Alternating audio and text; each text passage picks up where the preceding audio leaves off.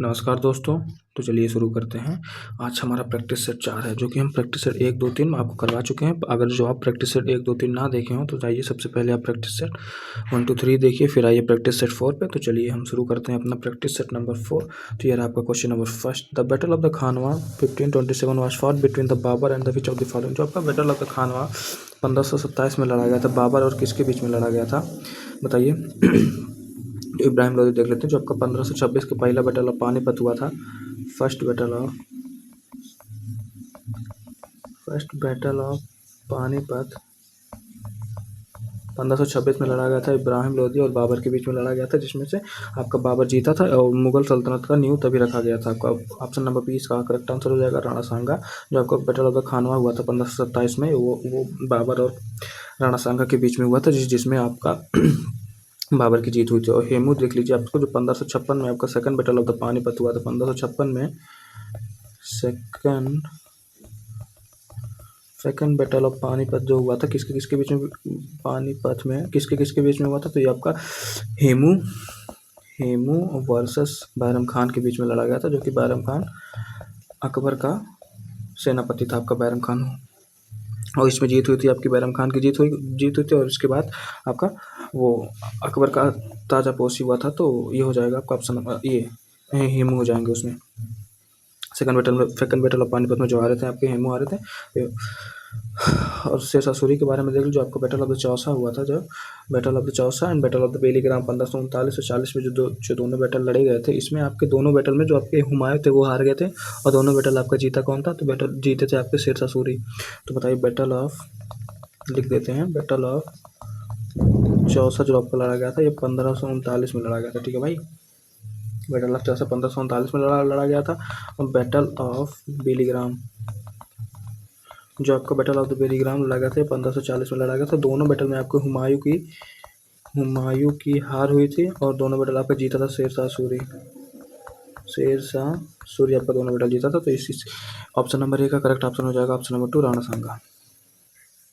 Question number 2 हो जाएगा आपका, विच of the following Indus valley site is located in the state of the Gujarat and is famous for the advance water. कौन सा Indus valley site है जो कि गुजरात में लोकेटेड है और अपने जल निकाय के लिए वो फेमस है? तो बताइए कौन सा साइट हो जाएगा। तो चलिए आप सबसे पहले बनावली के बारे में देखते हैं। जो कि बनावली बताइए कहाँ पे लोकेटेड है।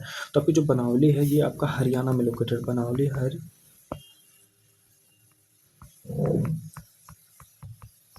हरियाणा में आपका बनावली लोकेटेड। और बनावली जो है किस चीज़ के लिए फेमस है, तो जो आपका बनावली है ये हो जाएगा आपका बार्ले और टेराकोटा ब्लॉक के लिए फेमस है। बार्ले, अरे एक सेकंड भाई,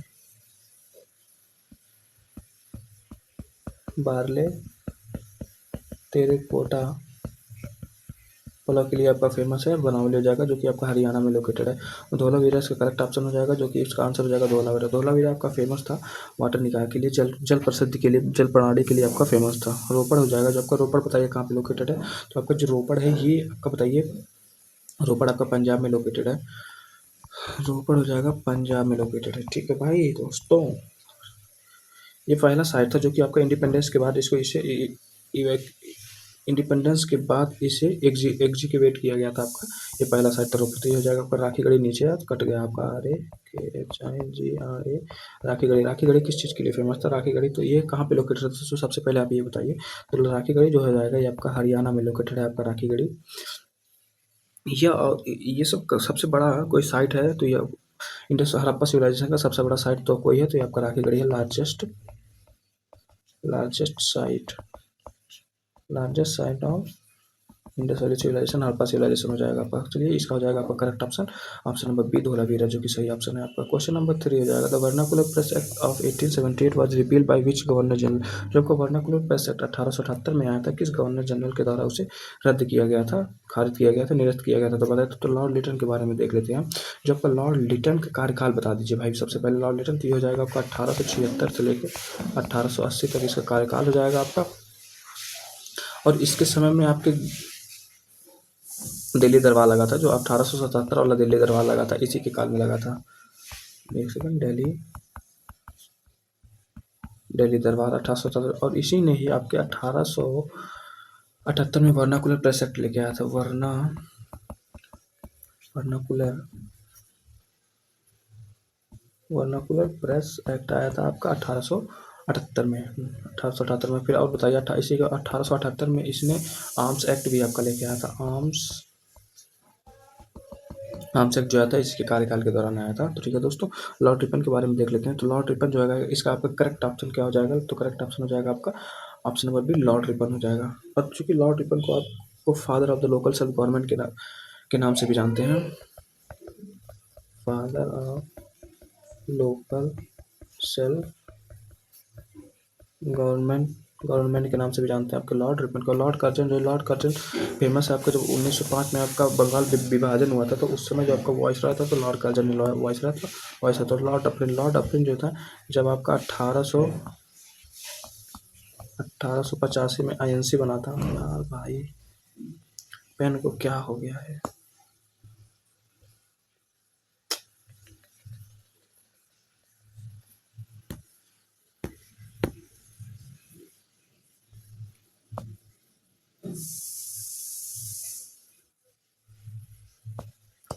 आपका 1885 में जब आईएनसी बना था, इंडियन नेशनल कांग्रेस, तो उस समय आपके जो वॉइस रहे थे ये आपके लॉर्ड अफ्रीन थे। फॉर्मेशन ऑफ आईएनसी, जब आईएनसी बन रहा था तो वो तो आपके वॉइस रहे थे, तो लॉर्ड अफ्रीन आपके वॉइस रहे थे।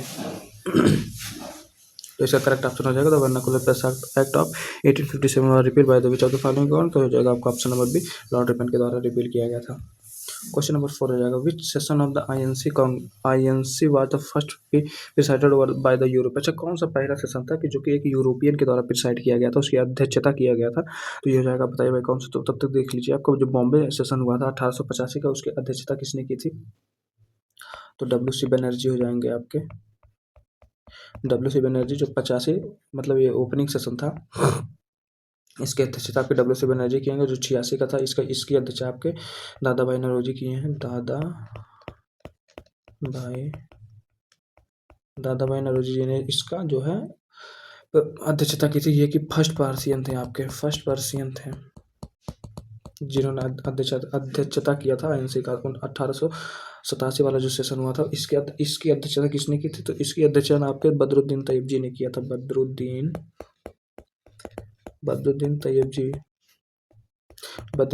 ने किया था, जो कि आपके फर्स्ट मुस्लिम थे, आपके फर्स्ट मुस्लिम जो कि आईएनसी का अध्यक्षता किए थे। तो ये हो जाएंगे आपका, इसका करेक्ट ऑप्शन हो जाएगा ऑप्शन नंबर डी, इलाहाबाद। जो कि इलाहाबाद में जो आपका आईएनसी का मीटिंग हुआ था, उसकी जो अध्यक्षता किए थे वो आपके जॉर्ज यूल किए थे। ये कि जो कि एक ब्रिटिश थे। जॉर्ज यूल किए थे, जो कि एक ब्रिटिश से 1888 में किए थे आपके। तो करेक्ट ऑप्शन हो जाएगा ऑप्शन नंबर डी, इलाहाबाद हो जाएगा आपका।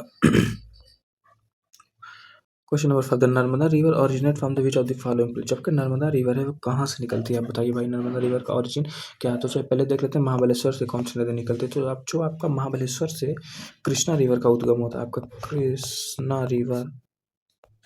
कृष्णा रिवर का उद्गम जो होता है वो आपका महाबलेश्वर से होता है। अमरकंटक से बताइए कौन सी नदी निकलती है?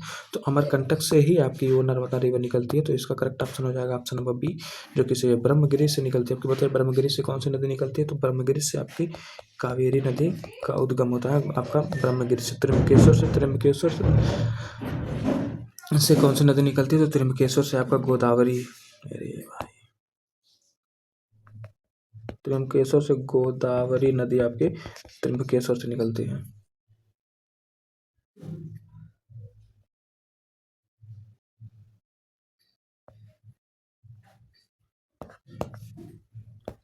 त्र्यंबकेश्वर से हो जाएगी आपकी गोदावरी रिवर, आपकी त्र्यंबकेश्वर से ओरिजिनेट होती है। तो ये हो जाएगा इसका आपका नर्मदा रिवर कहाँ से ओरिजिनेट होती है? तो ये हो जाएगा आपका ऑप्शन नंबर बी, अमरकंटक की पहाड़ियों से आपकी नर्मदा रिवर निकलती है। Which of the following is the largest planet in our solar system by physical size. तो आपका लार्जेस्ट प्लेनेट कौन सा सोलर सिस्टम है? तो चलिए हम आपके सारे प्लेनेट के क्रमवाइज बता देते हैं। तो सबसे पहले हो जाएगा आपका, बताइए, ये हो जाएगा जुपिटर, सैटर्न, यूरेनस,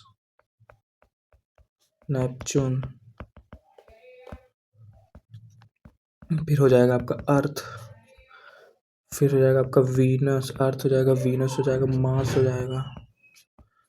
जाएगा, फिर मरकरी हो जाएगा। हमारे पे तो सबसे बड़ा हो जाएगा आपका ये जुपिटर, फिर आएगा आपका सैटर्न, फिर यूरेनस, फिर नेपच्यून, और फिर इसके बाद अर्थ, फिर आएगा वीनस, फिर मार्स, फिर मरकरी। जो कि सबसे बड़ा प्लेनेट है वो आपका हो जाएगा आपका जुपिटर हो जाएगा, और सबसे छोटा प्लेनेट जो हो जाएगा ये आपका मरकरी हो जाएगा। तो आपका करेक्ट ऑप्शन कौन सा होगा? तो ये हो जाएगा आपका करेक्ट ऑप्शन नंबर बी, जो कि सबसे बड़ा प्लेनेट फिजिकल साइज में कौन सा है, तो ये हो जाएगा आपका जुपिटर हो जाएगा, जो कि आपका ऑप्शन नंबर बी सही है। Question number 7, 8 degree channel separate which of the following. जो आपका 8 डिग्री चैनल है तो किस चीज़ को सेपरेट करता है, किसे अलग करता है? तो अंडमान एंड निकोबार कौन कौन सेपरेट करता है, पहले ये बताइए। जो आपको अंडमान एंड निकोबार को सेपरेट करता है ये आपका 10 डिग्री चैनल जो है ये अंडमान निकोबार को आपको सेपरेट करता है। लक्षद्वीप और मालदीव को कौन सेपरेट करता है बताइए, पहले ये बताइए। जो आपका इंडिया और श्रीलंका को कौन सेपरेट करता है? तो इंडिया और श्रीलंका को आपको पाल्क स्टेट जो है ये पाल्क स्टेट जो है आपके इंडिया और श्रीलंका को सेपरेट करता है। और लिटिल अंडमान और कार निकोबार, लिटिल अंडमान को और कार निकोबार को कौन सी डिग्री जो है वो सेपरेट करती है? तो लिटिल अंडमान कार निकोबार को भी 10 डिग्री सेपरेट करती है भाई।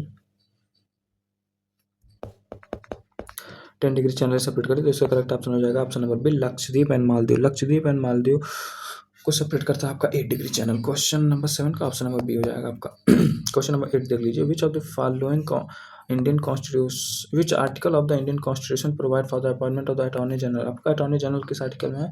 ये तो सबको पता होगा भाई। अटॉर्नी जनरल आपका आर्टिकल नंबर 76 में आते हैं आपका, जो कि ऑप्शन नंबर सी हो जाए। तो आर्टिकल 72 क्या होता है बताइए।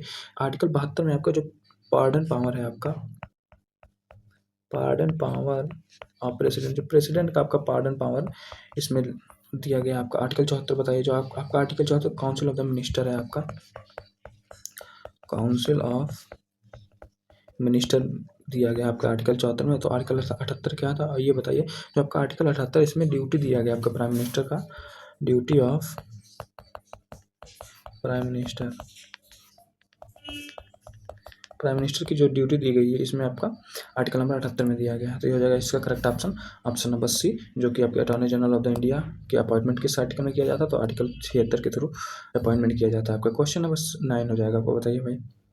The joint sitting of the parliament is a concept borrow from the constitution of the which country. जो कि जॉइंट सिटिंग जो होता है आपका कॉन्स्टिट्यूशन पार्लियामेंट में, वो किस देश से लिया गया है, किस देश से लाया गया है संविधान में? तो ये हो जाएगा बताइए। तब तक अब यूएसए के बारे में बताना। तो जो आपका यूएसए से क्या क्या लाया गया है, एक सेकंड। तो यूएसए से हो जाएगा आपका फंडामेंटल राइट आपका जुडिशियल रिव्यू,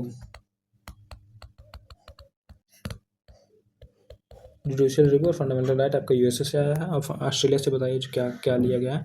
तो आपका ऑस्ट्रेलिया से जो कंकरेंट लिस्ट लिया गया है आपका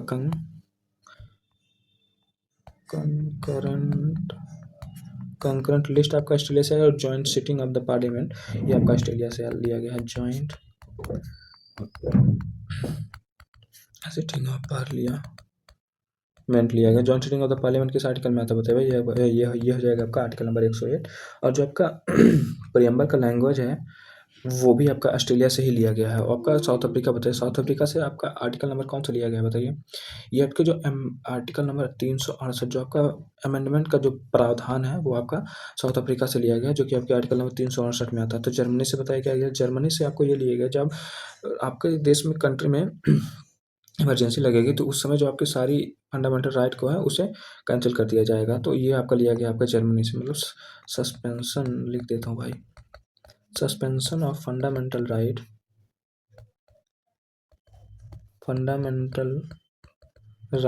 ड्यूरिंग इमरजेंसी के दौरान आपके फंडामेंटल राइट को कैंसिल कर दिया जाएगा। कौन से आर्टिकल है बताइए जो कि आपके फंडामेंटल राइट के दौरान भी नहीं कैंसिल किया जाएगा? तो वो हो जाएगा आपका आर्टिकल नंबर 20। और 1 मिनट भाई,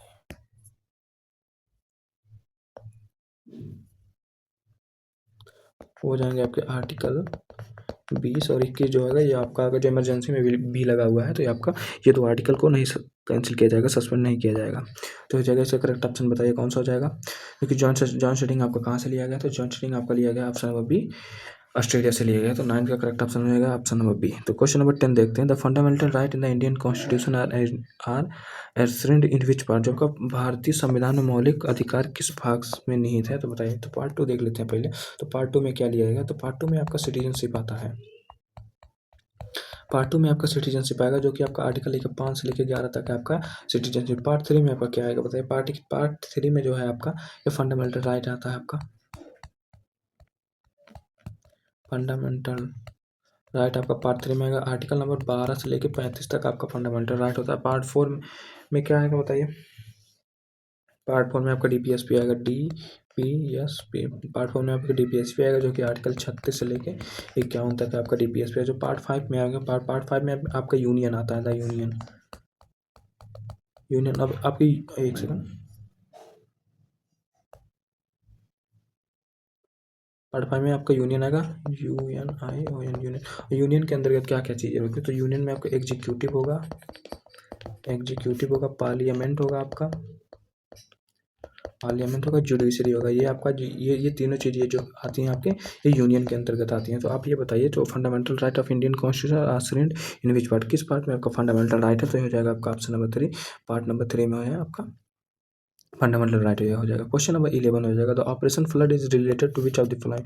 जो आपका ऑपरेशन फ्लड है वो किस चीज़ से रिलेटेड है बताइए। तो पहले आप बताइए। मिल फिश हो जाएगा। जो आपका फिश प्रोडक्शन किस रेगुलेशन से रिलेटेड है? तो फिश प्रोडक्शन आपका ब्लू रिवोल्यूशन से रिलेटेड है। आपका वीट प्रोडक्शन जो है जो हो जाएगा आपका ग्रीन रेवोल्यूशन से आपका रिलेटेड है। ग्रीन रेवोल्यूशन से रिलेटेड है। तो ये हो जाएगा आपका करेक्ट ऑप्शन बताइए। तो आपका फ्लड जो आपका ऑपरेशन फ्लड जो है वो आपका मिल्क प्रोडक्शन से रिलेटेड हो जाएगा आपका। तो करेक्ट ऑप्शन हो जाएगा 11 का ऑप्शन नंबर 2 हो जाएगा आपका। क्वेश्चन नंबर 12 देख लीजिए। Who is consider the father of the green revolution in the world? अच्छा, वर्ल्ड में आपका father of the green revolution को किसे माना जाता है? तो ये बताइए। तब तक एम एस स्वामीनाथन के बारे में देख लेते हैं। जो आपके एम एस स्वामीनाथन है, ये फादर ऑफ ग्रीन रिवोल्यूशन है। Father of green revolution in India.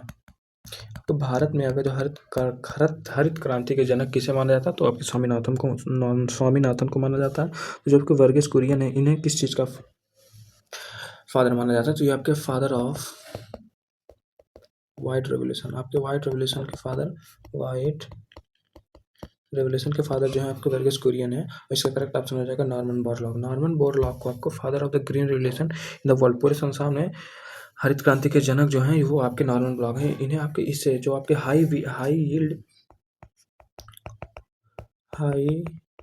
Yield variety की जो सीड डेवलप किए थे इन्होंने उस चीज़ के लिए इन्हें नॉर्मन बोरलॉग को जो आपको नोबेल प्राइज़ दिया गया था आपका। ठीक है भाई।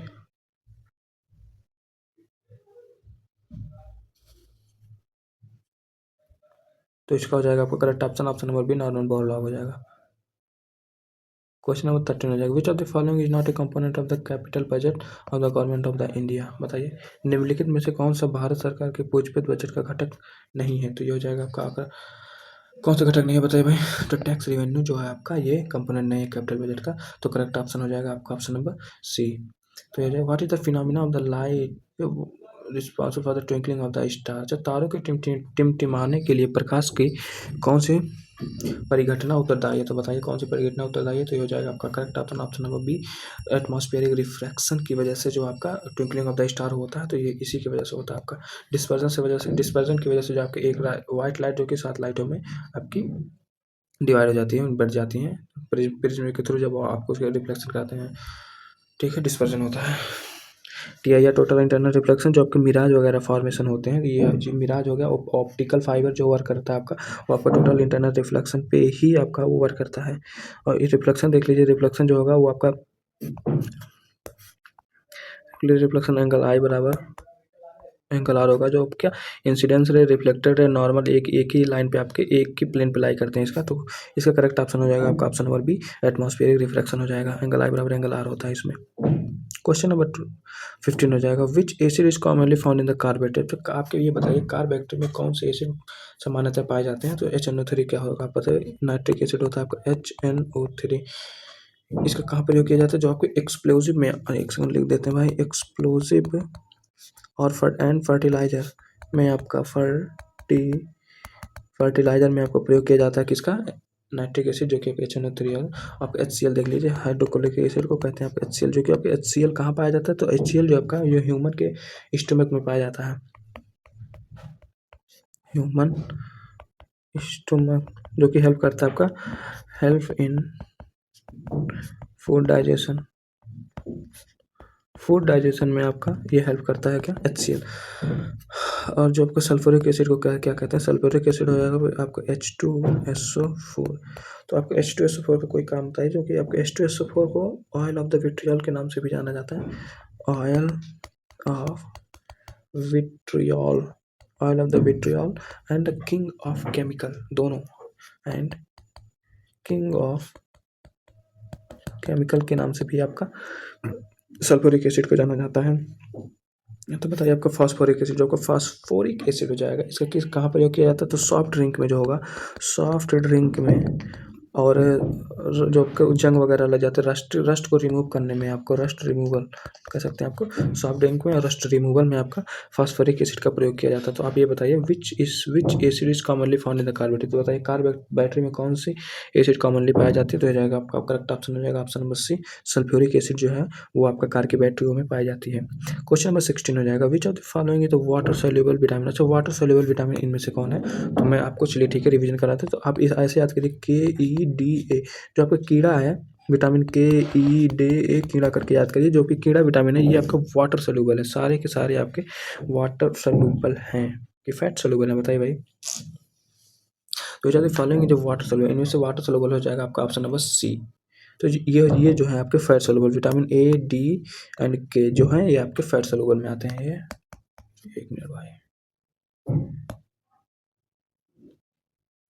ये हो जाएंगे आपके फैट सोल्यूबल, कीड़ा करके आप याद करिए, जो कि नहीं, जैसे कीड़ा के KEDA जो आएगा वो आपका फैट सोल्यूबल होगा, और जो बच गया आपका, तो ये हो जाएगा आपका विटामिन सी जो है, जो ये है जो आपका वाटर सोल्यूबल हो जाएगा। तो इसका करेक्ट ऑप्शन हो जाएगा option number C. Question number 17 देख लीजिए, यूनिवर्सल डोनर ब्लड ग्रुप, जो आपका यूनिवर्सल डोनर ब्लड ग्रुप है, तो कौन सा ब्लड ग्रुप जो आपका यूनिवर्सल डोनर होता है, तो ये हो जाएगा correct option option number B, OB negative जो होता है ये आपका यूनिवर्सल डोनर होता है। तो आप ये बताइए जो यूनिवर्सल एक्सेप्टर कौन सा होता है, तो आपका AB पॉजिटिव जो है ये आपका यूनिवर्सल एक्सेप्टर है, आपका AB पॉजिटिव ब्लड ग्रुप आपका यूनिवर्सल एक्सेप्टर होता है। ठीक है भाई, ओके। तो करेक्ट ऑप्शन हो जाएगा आपका option number B. Question number 18 देख लेते हैं, Bihu is the famous traditional festival in which state, जो बिहू एक ट्रेडिशनल फेस्टिवल है, किस स्टेट का फेमस ट्रेडिशनल स्टेट है, ट्रेडिशनल फेस्टिवल है, तो हो जाएगा correct option option number B, Assam का आपका फेस्टिवल है। तो आप ये बताइए उड़ीसा से कुछ कोई फेस्टिवल बता दें, तो उड़ीसा का फेस्टिवल आपका हो जाएगा रथ यात्रा, रथ यात्रा, नवाखोई, ये जो है आपका उड़ीसा का फेस्टिवल है। वेस्ट बंगाल में आपका दुर्गा पूजा फेमस है, आपका वेस्ट बंगाल में दुर्गा पूजा के लिए। आपका बिहार में कुछ बता दीजिए, बिहार हो जाएगा आपका छठ पूजा जो होता है आपका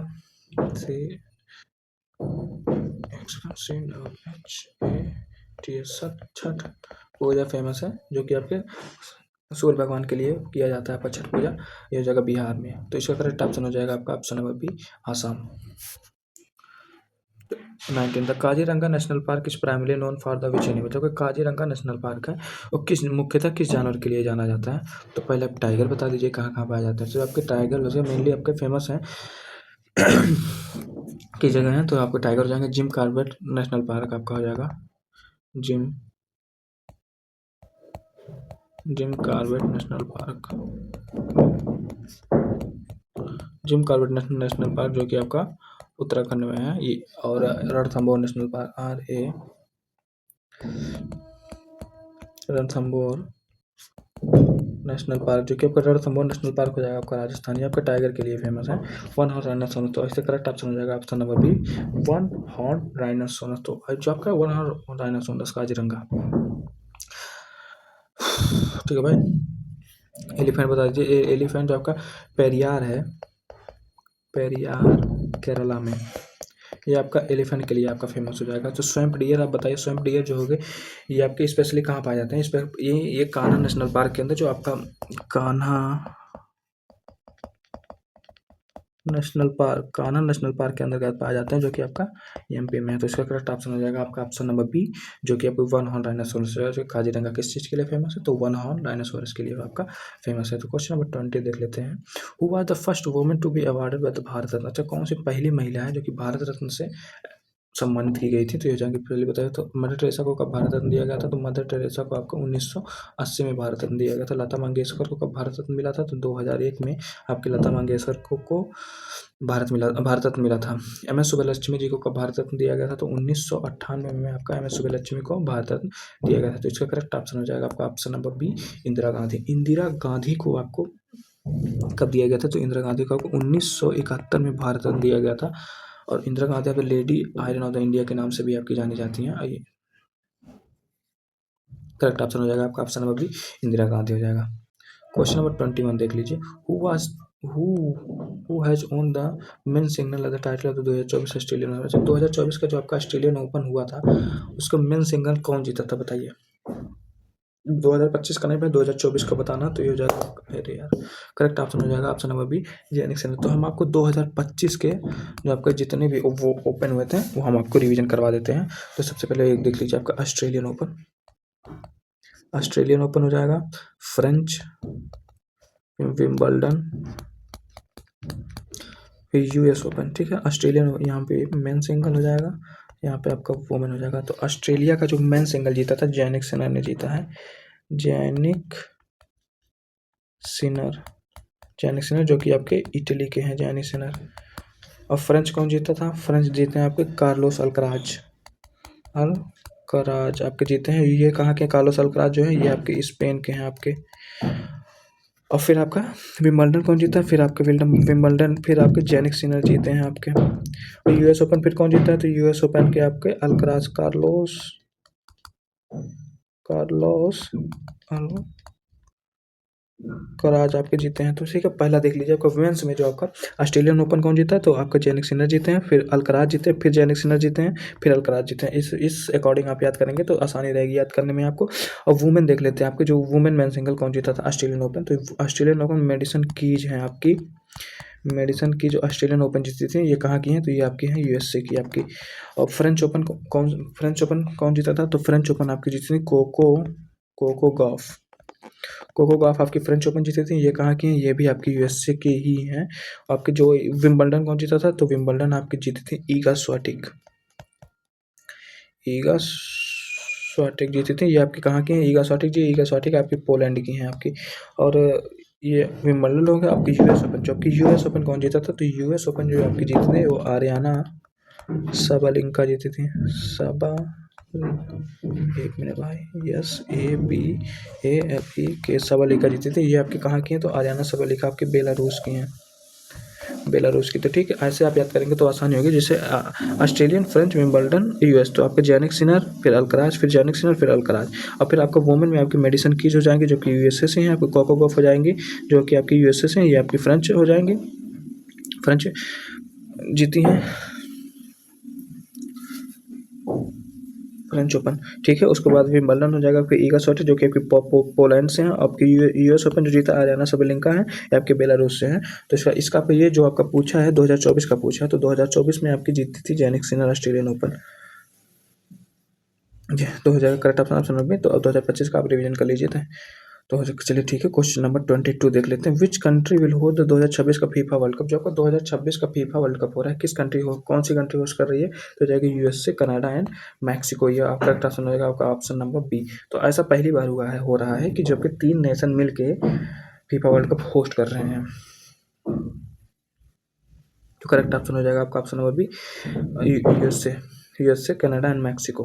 question number 23। The PM Surya Ghar Muft Bijli Yojana aim to provide free electricity to how many household by रूप 16। अच्छा, जो पीएम सूर्य घर योजना मुफ्त बिजली योजना है, इसके दौरान क्या एम था कि इतने लोग को हम फ्री में मुफ्त में बिजली प्रोवाइड कर सकते हैं? तो हो जाएगा करेक्ट ऑप्शन आपका ऑप्शन नंबर बी, 1 करोड़ लोगों को आपको फ्री बिजली देने की एम था। और इसमें आपको अप टू 300 यूनिट तक आपको फ्री बिजली बिल देने की एक देने का एम था, देने का मतलब योजना बनाया गया था आपके कि एक करोड़ घर को हम फ्री बिजली बिल 300 यूनिट तक देने का योजना था, ये आपका पीएम सूर्य घर मुफ्त बिजली योजना। तो करेक्ट ऑप्शन हो जाएगा आपका option number B, 1 crore. Question number 24, what is the name of the India first female AI teacher introduce in the school in the Kerala. अच्छा, फर्स्ट फीमेल एआई टीचर कौन सी थी बताइए। तो सोफिया क्या था आपका, जो आपका सोफिया था ये फर्स्ट ह्यूमनॉइड रोबोट था जिसे आपका सऊदी अरेबिया का सिटीजनशिप मिल गया था आपका। ये आपका सोफिया हो जाएगा, सऊदी अरेबिया का सिटीजनशिप इसे मिल गया था आपका, सिटीजनशिप मिल गया था जिसका नाम था सोफिया। इरिस जो हो जाएगा ये आपका करेक्ट ऑप्शन हो जाएगा, इरिस, जो कि first female AI teacher introduce in India, Kerala के त्रिवेंद्रपुरम में आपके ये फर्स्ट इंट्रोड्यूस किया गया था एआई टीचर के रूप में, जो कि आपके इरिस हो जाएगा। लीजा क्या है बताइए भाई। जो आपकी लीजा है India first AI news anchor थी आपकी, India first AI news anchor था आपका लीजा, जो कि कहाँ पे किया गया था, उड़ीसा में आपका स्टेब्लिश किया गया था, उड़ीसा हो जाएगा करेक्ट ऑप्शन। और माया क्या था बताइए भाई। माया एक एआई चैट बोर्ड था, एआई बोर्ड था जिसका यूज मुंबई पुलिस के द्वारा किया गया था, यूज बाय मुंबई पुलिस माया। तो करेक्ट ऑप्शन हो जाएगा आपका option number B, first female AI teacher हो जाएगा एरिस आपका। क्वेश्चन नंबर 24 का ऑप्शन नंबर 2 हो जाएगा, ठीक है भाई। क्वेश्चन नंबर 25 देख लीजिए आपको, which city is known as the silver city of India because of its famous filigree work. अच्छा, सिल्वर सिटी ऑफ इंडिया का कौन सी सिटी को कहा जाता है बताइए। तो बताइए कौन सी सिटी को कहा जाता है। तो पहले हम देख लेते हैं जयपुर, जयपुर को आपको पिंक सिटी कहते हैं, पिंक, एक मिनट मेरे भाई,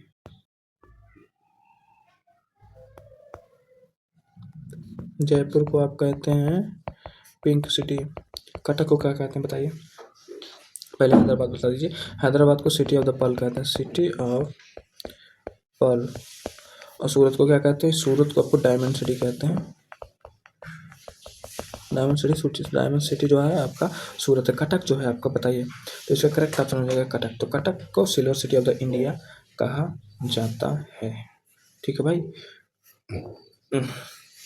तो दोस्तों हमने 4 प्रैक्टिस सेट आप लोगों को करवा चुका हूँ, जो कि भाई आपके एग्जाम के लिए, जीडी एग्जाम के लिए बेहद ज़रूरी है। प्रैक्टिस सेट आप अगर जो 4 आप मैं लगभग 8 प्रैक्टिस सेट कराऊंगा, जो आप रोज़ आप अपना अपना प्रैक्टिस सेट कंप्लीट करिए। अगर जो आप नहीं देखे हैं प्रैक्टिस सेट 1 2 3, तो पहले आप जाइए प्रैक्टिस सेट 1 2 3 देखिए। थैंक यू, जय हिंद।